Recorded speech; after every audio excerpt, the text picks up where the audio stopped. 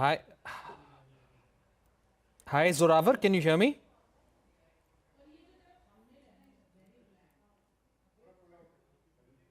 Sorry, can you repeat that? Is my voice going through to the guests? Hi, Zoravar, can you hear me? Yes, now I can. Yes. Yes. Okay. Uh, Ambassador K.C. Singh, can you hear me? Yeah, perfect. Thank you. Okay, thank you.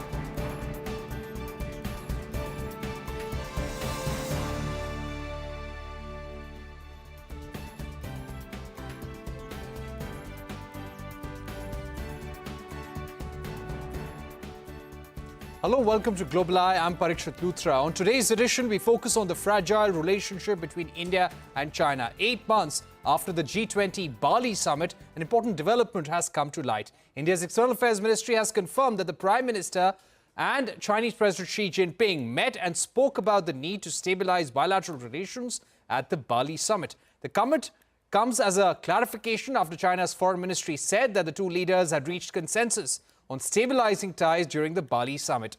China's comments came after a meeting of BRICS national security advisors, which was attended by NSA Ajit Doval.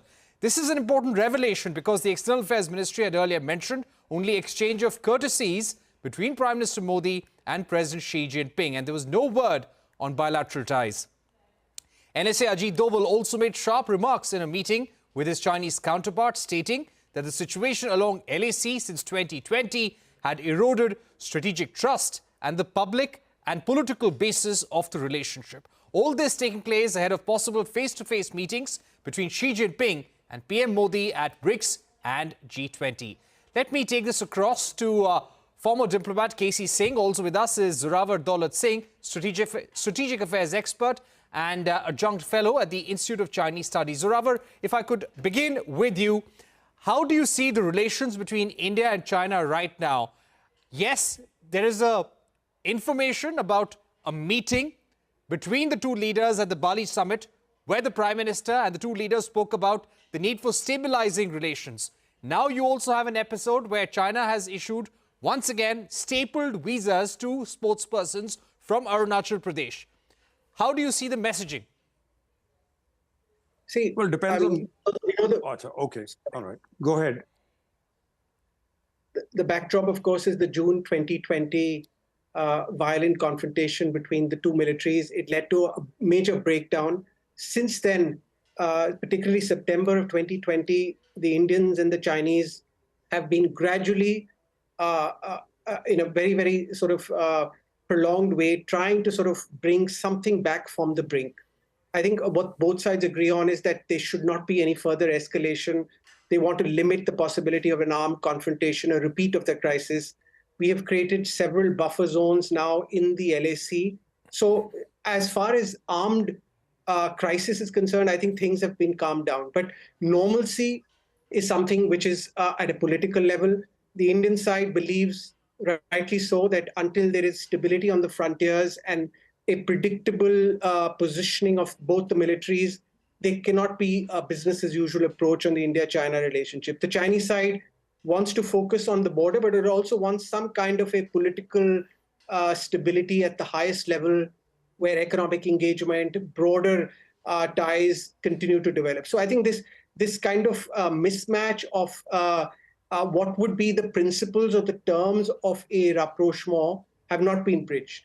I think at the same time, we are seeing both the Indians and the Chinese, especially since the Ukraine conflict and a broader geopolitical trend towards multipolarity. I think they see themselves also as having to adopt or certain responsibilities on what this new world order will entail. They are together in BRICS, they're together in many other multilateral forums, the G20 you mentioned. this is going to bring the Indians and the Chinese at the highest levels together to discuss issues which are beyond the bilateral. So I think what we're seeing is both sides are finding ways to tiptoe around their problems to see can they at least have conversations on those bigger issues. But as we see, the past continues to sort of rear its head, and the bilateral differences keep pulling them back.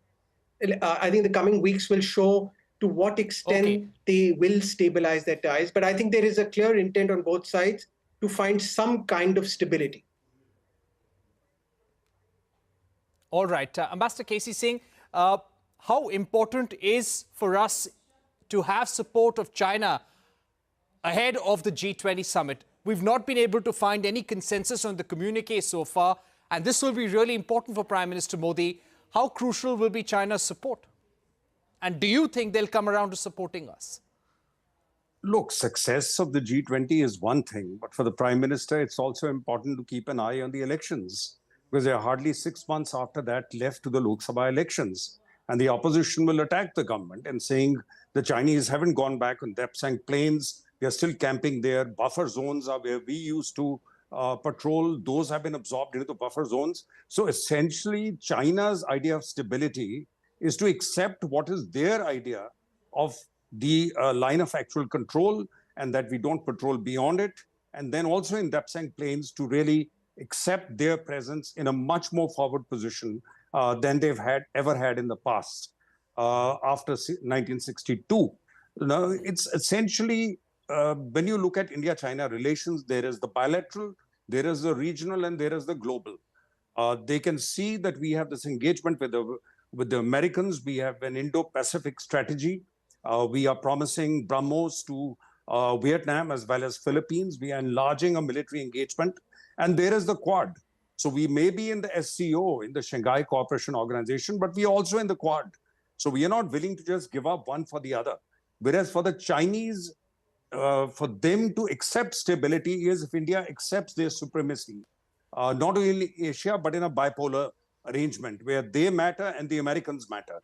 Whereas India does not accept that. We accept a multipolar arrangement. I don't think the Chinese accept it. There is talk within China. There are blogs appearing that throw India out of SCO. They are the ones who are blocking it.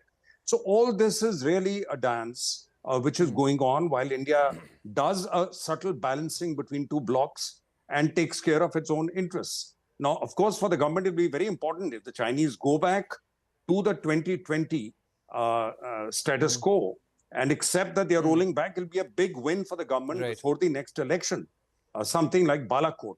I don't think the Chinese will be that willing to hand out something to India at this stage. But they would like, yes, as Mr. Dollar Singh said, that essentially they would like commerce, trade, etc. to be normalized. That is their idea of it. Now, remember that the Sri Lankan president has been here.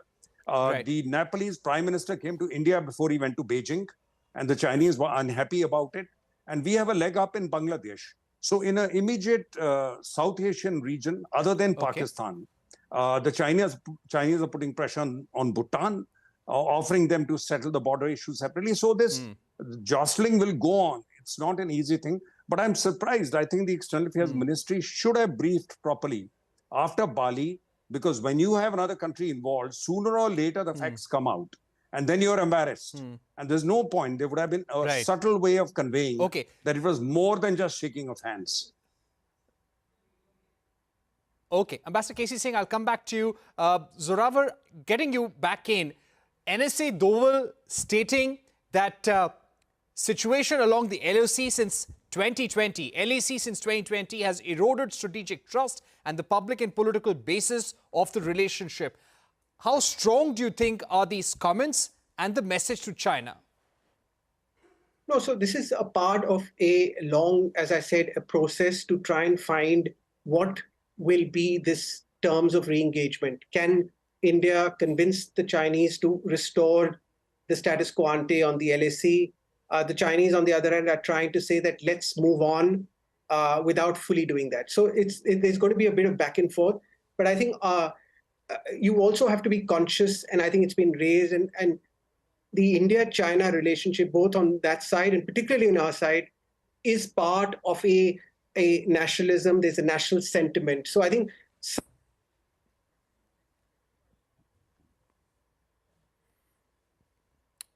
All right.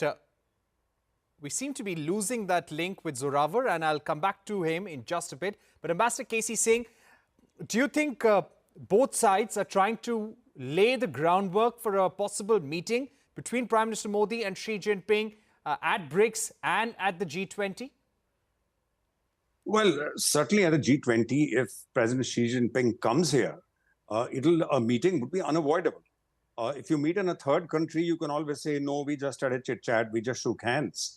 But when leaders are coming here, it'll be very difficult to avoid a meeting. But when there is a meeting, the opposition will ask, what did you get out of it? You can't get away like after the Bali encounter and say, no, we didn't have anything to say to each other. And time is running out because you have the elections coming up. And really, this is the last opportunity to do anything if you want. And then, of course, winter comes in. So in the neighborhood, I don't see the Chinese handing out a win to India. And less than a win, what is it where India starts lifting the restrictions on Chinese and the Chinese don't move? Because we have invested in the Quad, we invested in a number of ASEAN countries who are beginning to work with us, because the Chinese have a problem almost with every neighbor in the southeast as well as in the south. So India has to keep, it's the Chinese who have to think that it is not in their interest to drive India deeper into an engagement with the Americans or with the West or with the East Asian. But I don't think they've reached that stage. That is not the way Xi Jinping operates, because they feel that this is, and that is why the visa issue. Why would they raise the staple visas at this point? The signal is we are not going to compromise on what are our claims. Stability means you take it as it is. We'll do a little adjustment here and there, and then we stabilize the LAC. Maybe eventually a skeleton of what would be a final settlement on Chinese terms, and they'll keep it dangling on your head while they ask you to open up the market and ensure that you don't join blocks or join countries which inconvenience them or which curtail them in their larger agenda in annexing Taiwan, in grabbing more of the South China Sea. So it's a very complicated issue. All right. We've run out of time. We're heading to a short break, but we'd like to thank Zorawar Daulat Singh and Ambassador Casey Singh for joining us here on the program. On the other side, G20 Environment and Climate Sustainability Ministers meeting was held in Chennai. The meeting is a reaffirmation of G20 leaders' commitment to tackle climate change. A discussion with EU Commissioner Virginijus Sinkevicius when we are back.